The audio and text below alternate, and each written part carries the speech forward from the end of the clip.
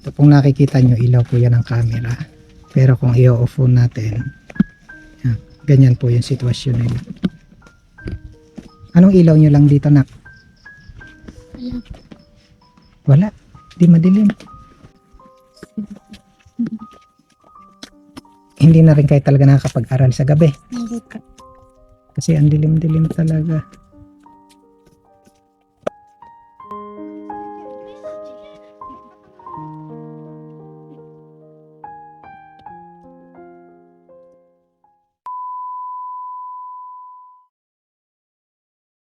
Toyo at mantika daw ang madalas nilang ulam. Maswerte na kung may gulay na bigay ng kapitbahay.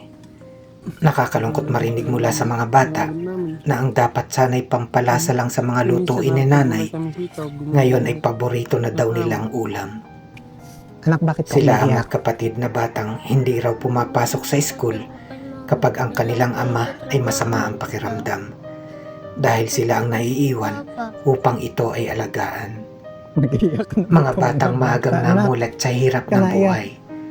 Mga batang dapat sana'y naglalaro, pero pagkatapos nilang kumain ay dito ko sila natagpuan. Mga musmos na batang matatawag, pero sa kanilang bawat kilos at galaw ay makikita mo na ang kasanayan sa mga karaniwang gawain na ginagawa ng mga nanay. Nagtrabaho ka ba ngayon? Saan dito? Sa ano? Diyan lang po sa gulay nito. Anong ginagawa mo doon sa gulayan? Nagdidilig po. Kanina po nagputi kami. Tapos ngayong hapon po ay nagdilig. Parang trabahong lalaki, ano? Sinong nangangahoy? Ako rin po. Ikaw na rin. Opo. Hindi po kasi siya pwede mga ahoy ng ano. Nakakakilo siya, pero hindi pwedeng magpagod, ano? Opo. Kasi delikado. Pag nagpagod po yan talagang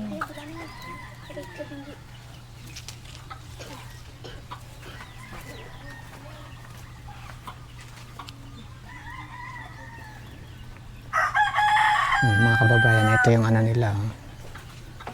Tinutuluyan nila. Ate, matanong ko lang, ito bang tinitirahan yung bahay kanino? doon po sa kabilang bahay ng kay mamay. Nakikitira lang. Ibig sabihin, yung bahay hindi sa inyo. Hindi As in, nakikitira lang talaga kayo.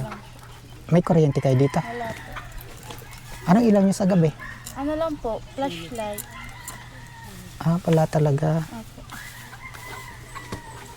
Paano nakakapag-aral ang mga bata? Hindi na rin. Pag minsan po nakakapasok po. Tulad po sa Lunes, may pasok. Papapasukin ko. Ibig kong sabihin sa gabi, kasi di ba wala kang ilaw, nakakapag-aral pa sila ng gabi. Hindi na po, pag maga lang. Kasi madilim talaga.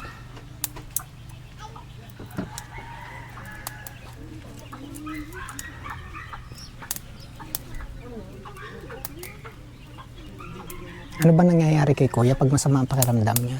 Ano po siya, kapag masama po pakiramdam niya, naninigas po yung buong katawan niya. Tapos parang hindi niya po naigalaw. Hindi niya maigalaw yung buong katawan niya. Ano lang po siya, nakatagilid na nakahiwit pa mo siya. Yun yung nakikita ng mga bata, Opo. kaya hindi sila pumapasok daw, binabantayan. Opo. Kasi kailangan mo ring magtrabaho, ano? Maghapon ka rin wala dito. Wala mo po maghapon.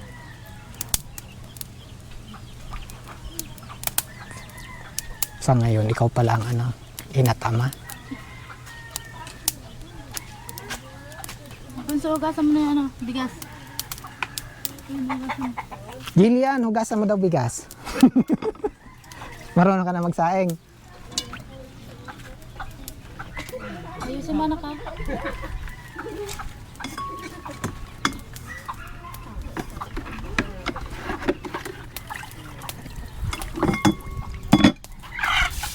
Ito ate ang tubig. Hi, Jocelyn. Oh, anak, wala pala kayong ilaw dito. Walang kuryente. Hindi na kayo nakakapag-aral sa gabi. Madilim.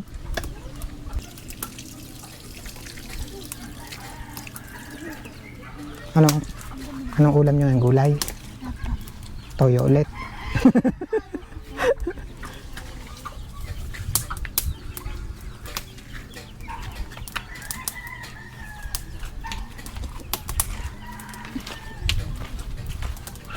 Ay, manakang Ilang taong ka na nga, Jillian?